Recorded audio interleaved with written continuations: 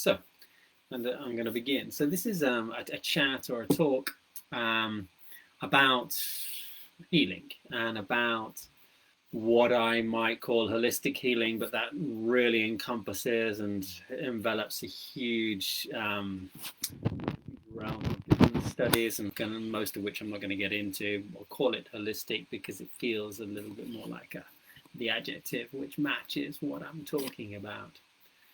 So before I start, I'd like to just make a brief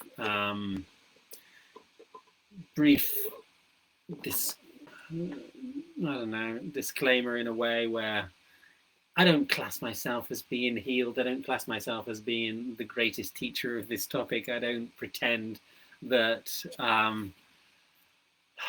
I am even the greatest guide on this story. I just have a little bit of experience going down this road. I have lots of understanding and knowledge that I would like to share. You might ask why me, and what is it that I have to share about this topic that makes it a little bit special or a little bit different than anybody else? Is maybe nothing.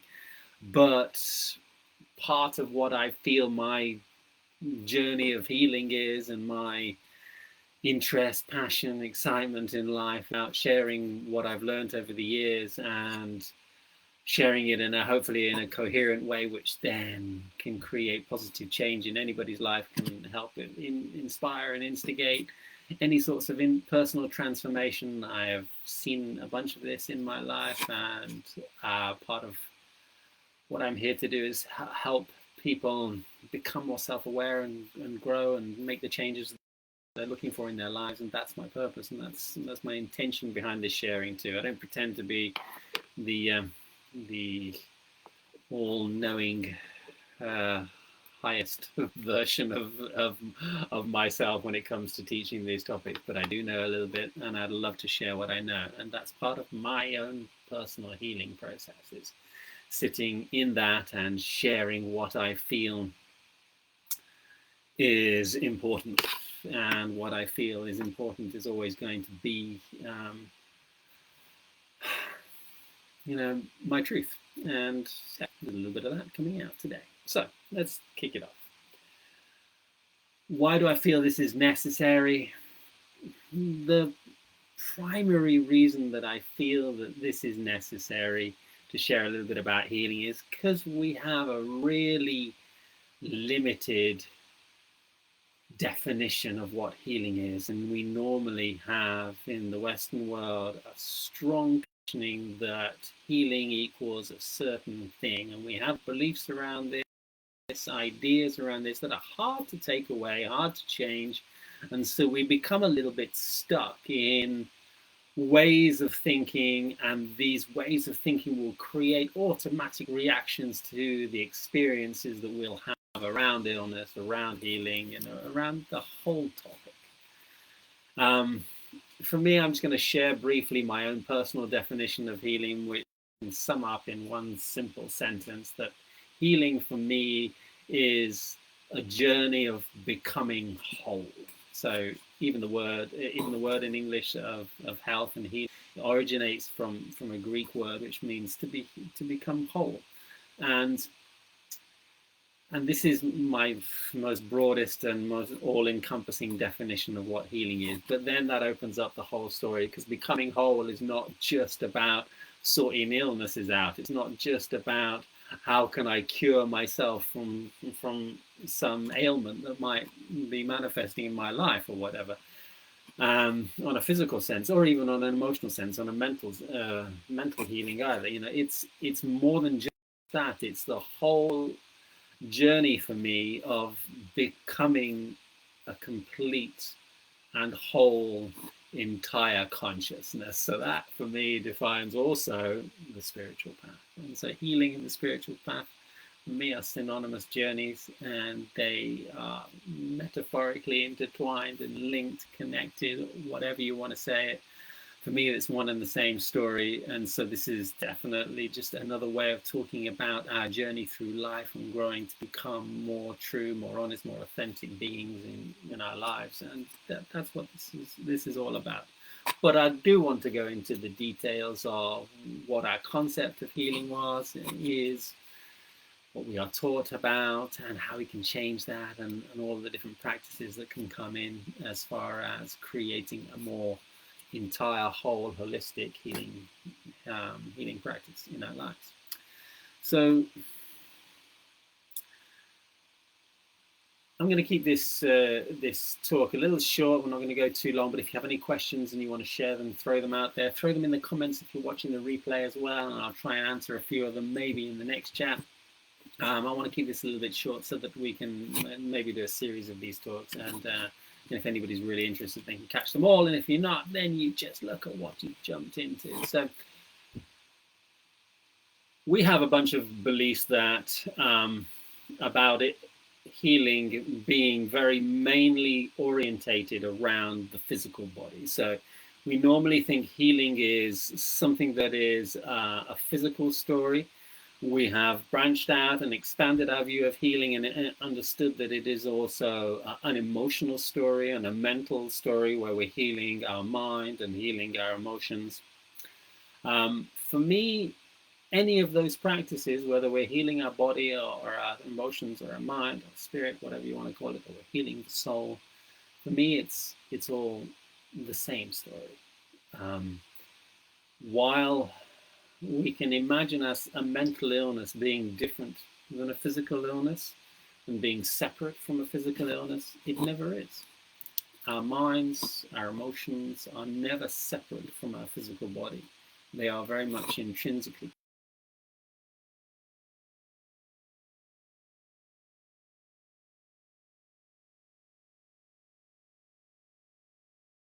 responding, electrochemical effect in our body, and we will see a physical effect manifesting. Sometimes we won't see it, sometimes we will just feel it.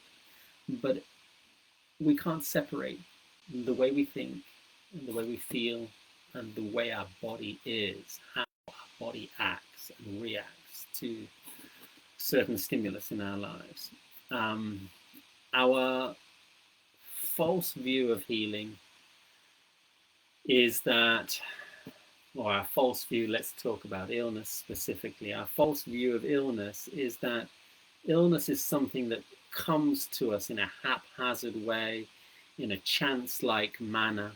It's something that is often seen as coming from the outside in the form of a virus or a bacteria or something that we will catch, we will hold on to, we will have coming into our body, and if we're unlucky enough, we might become sick with that certain bacteria, virus, whatever antigen that's coming into our body and creating ill feelings, creating uncomfort and discomfort in our lives. We see that in the physical world. We see that somebody has the flu and they'll share it with us, and then we've got the flu. Where did I get it from? I got it from you. And we don't understand the energetical attraction story that's taking place within illnesses. We don't understand, or we don't see, or we don't even talk about very often the invisible connection that we have towards the experience of being ill. In other words, we don't see how we create our own illnesses. We prefer to imagine that illnesses are out there and we might get them or not, depending upon how lucky or unlucky we are, or depending upon how many healthy habits we have or how many unhealthy habits we have. But I feel that, and I believe that illness is a representation of who we are on one level. Everybody gets sick on one level or another, and illness is a representation of us manifesting some type of imbalance, some type of discomfort, conflict, some type of issues, some type of problematic ways of feeling, and we won't experience this very consciously. We will naturally experience just physical symptomology. In other words, our body's going to come up with loads of symptoms, and we're going to look at those symptoms. Our normal reaction is, how can I get rid of this as fast as possible? How can I avoid being sick? How can I get rid of my sickness when it's there? How can I get rid of it? We push it away, we throw it out, we condemn the whole illness experience as being something wrong and bad and something that we should avoid at all costs. But in my view, illness comes, like all uncomfortable experiences in our lives, it comes with a message. Anything that the body manifests is in a way like a message for us. It's a message that has something to teach us, or something that we can learn about, something that we can understand and see, something that is actually in a way going to potentially help us in our lives. We don't see illness this way. We see illness as something that has come just to piss us off, or come to annoy us, come to shake our lives up, and is definitely something that's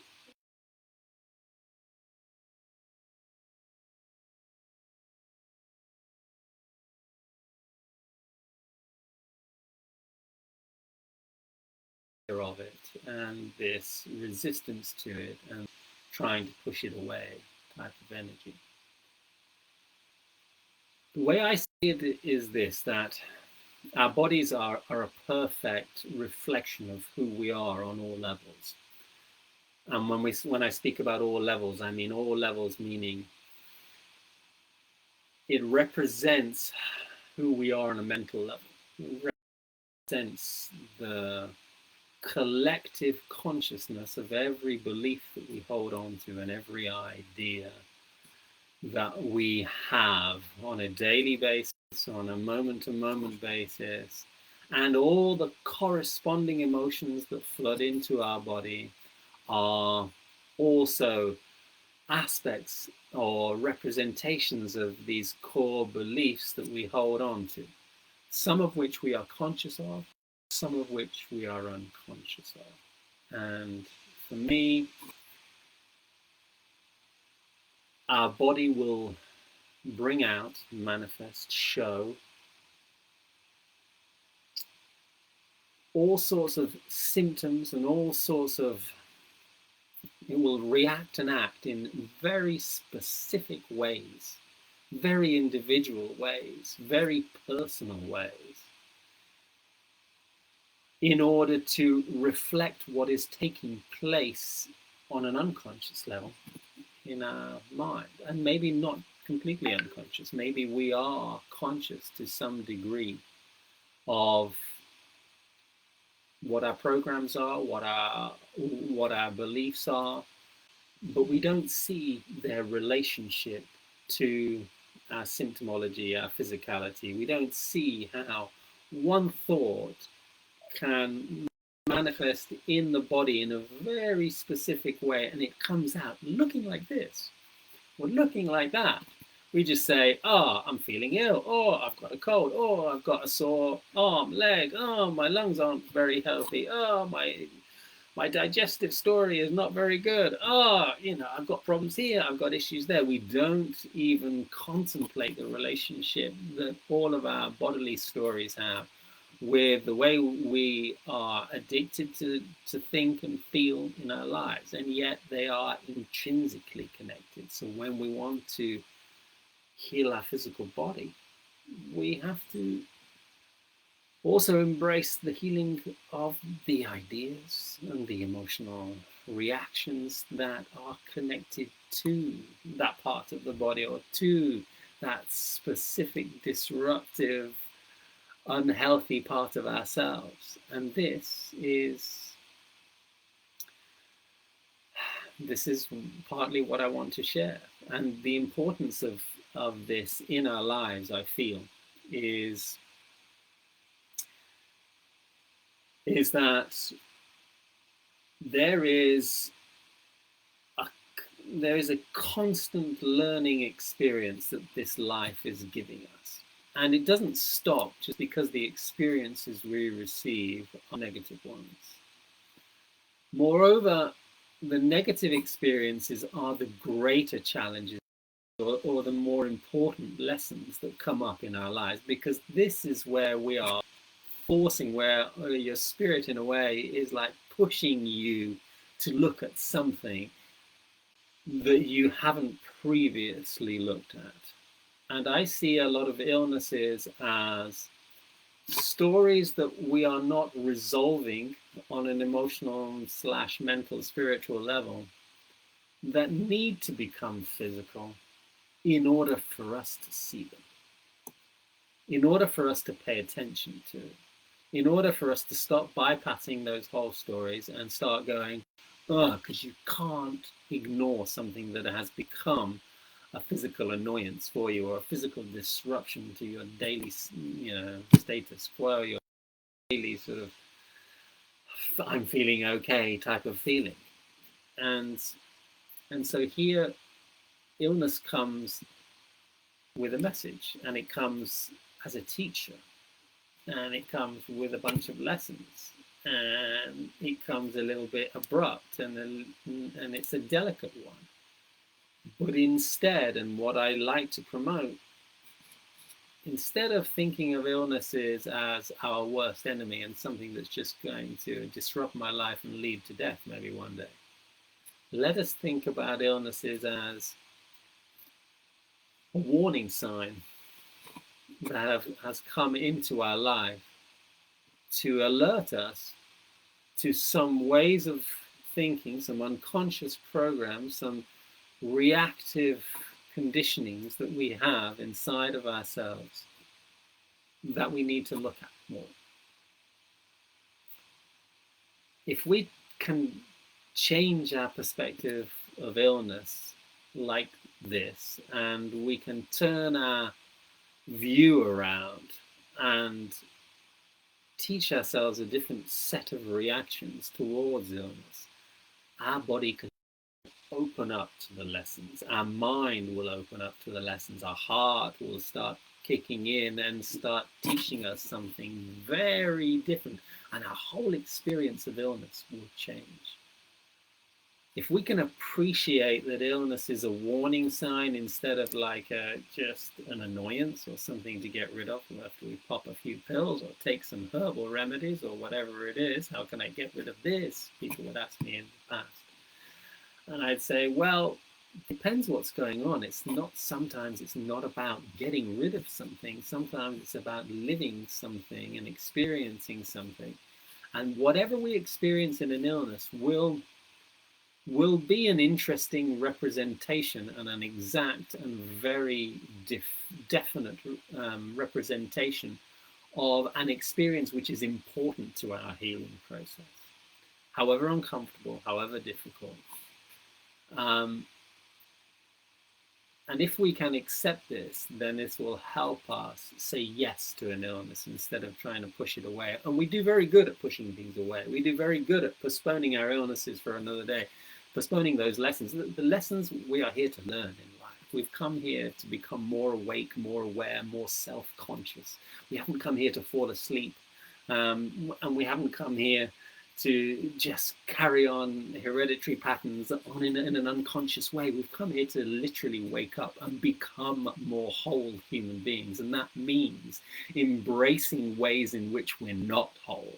And it's those ways in which we are fooling ourselves, that we are pretending to be something that we're not. It's the ways in which we are perpetuating a divided consciousness and a separateness between ourselves and ourselves, between ourselves and the world around us, whatever it is.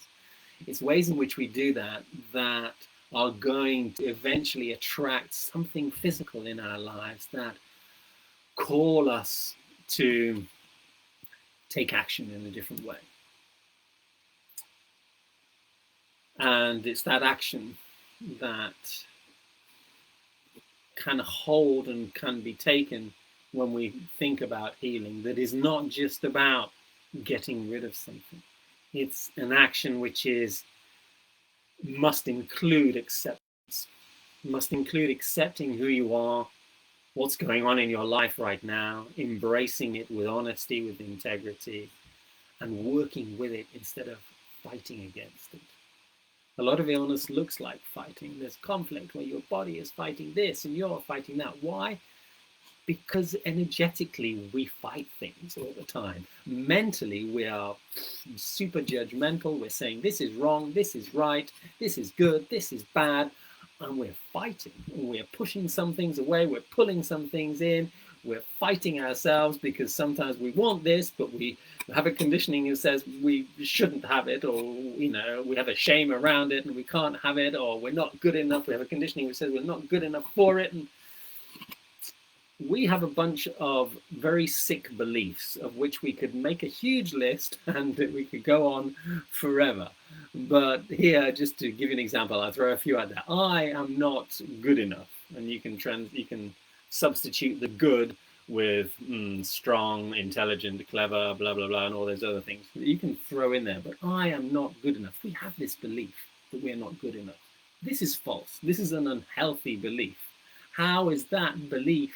We all have it on some level. We all have it. That we all think that in some little way, oh, I'm not quite good enough. I'm okay here, but I'm not good enough there. And we have this judgment. We have this self-judgment, and this is a false idea. We're always good enough. We might be lacking things in our lives, but we are in a process of trying to find it. And in the process, you must always be good enough. You can only make a change from acceptance, and this is a little bit of a self-rejection type energy, or a pushing yourself down type of energy, and this will make you in conflict with a part of yourself that you don't need to be in conflict with.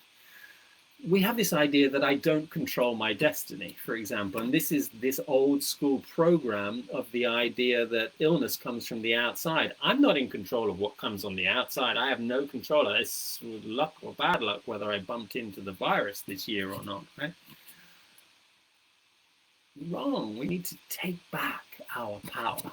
We need to take back and empower ourselves with beliefs that do not encourage this false belief that I am not in control of my destiny. I don't have control over who I am. When in reality, we can take the rudder, the steering wheel of the car. We can take that wheel and decide where we're going. We can choose. We can become more conscious. We can become more able to control our reactions and our vibrational field, which will be this electromagnetism, law of attraction dynamic that will call in all sorts of experiences that are a match to it in our lives. We have this idea that I'm bad, I'm wrong, I'm unlovable in some way or another because I did this, because I have that, because I feel these, because I think those thoughts, and all of those things are wrong and bad, and so obviously I am. These are all judgments, these are all mental stories, and they're all beliefs that will cause inner conflict and cause this inner division between yourself and yourself. You can find all your own other more negative false beliefs to make and add to this list, and you will find them, and you don't have to look very deep. You will find core beliefs that you have about yourself that are sick in general, or that will promote some type of illness, because they are not healthy thoughts, they are not healthy ideas. We might not just focus on these ideas and these beliefs all the time. They might just be a little program in the background that comes up every now and then. Hey, and that's what illness is. It's just a little program in the background that comes up every now and then. And so maybe I just like this first talk. I see that not many people are online, but if anybody has a question in the replay for this and you want to throw out any of those questions, I'll do my best to answer them, maybe in another format like this. And this is just a simple introduction. There is a different way to look towards illness. There is a more healthy way to work with illnesses. And this has to be fundamentally based on our acceptance that illness is a gift, is a sign, is the way our body speaks to us, is the way our spirit might speak to us when we're stubborn and we don't want to see something, we don't want to change something that we might even know we have to change, but it's not until something happens on a physical level that we're actually, slapped in the face and forced to do it. When this is the case, we need to give thanks for the slap. Thanks for the kick up the arse. It might not be comfortable, but it's come to move us in the right direction. It's come to take us out of our own stagnancy. And that's always a blessing, even though it might not be a comfortable one. We can still smile. We can still laugh. We can laugh at our stubbornness. And we can open our eyes to the lessons that we have to learn, and maybe learn to appreciate something that we might previously have thought as being the worst thing in the world. Whether it's illness as an uncomfortable experience, or it could be just an interaction with somebody else that causes an emotional discomfort, or something else that takes place in our life that causes this rejection and this like, oh no, I don't want it, push it away, avoid it, run in the opposite direction. No, wrong, bad. Anytime our mind jumps in with this strong definition and this strong pushing away, there is always going to be a little bit of inner pushing away. There's going to be a little bit of inner dividedness that is also enhanced and empowered.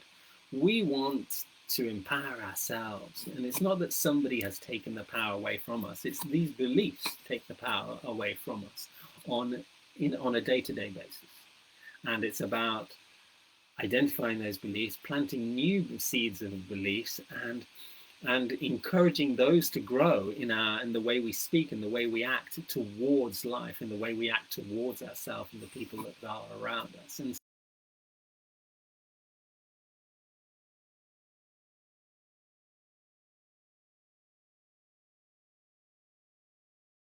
this be just, one first seed that we can plant in a different type of healing journey in our lives. So I'd love to hear your comments. Throw them down there. Hi, Melanie. Thanks for joining. Let me read what you wrote here. Yeah. Yeah, thanks for agreeing at least. Yeah, illness is an amazing teacher. And if we think that it's just wrong, we won't see how right it is. We won't see the synchronistic amazingness that an illness actually is in life. We won't see how powerful the experience is for us. And if we can't really embrace it, we're just going to find it a very uncomfortable story. And yet when you embrace it, there still might be some discomfort in the story, but the sheer acceptance of something that you previously fought with or pushed away will change your whole experience of it. And that includes on a physical discomfort level too. And while these ideas might be old or new, whatever, we still have these old programmings in the background, and it's still great to remind ourselves, and it's still great to feed that new tree that we would like to cultivate into a different branch of ideas and a different level of consciousness which springs from those ideas. Have a fantastic day, and I'll try and answer some of your questions and stuff in part 2 of this series of healing talks. All the best, and thanks for joining me and lasting for as long as it lasted. All the best.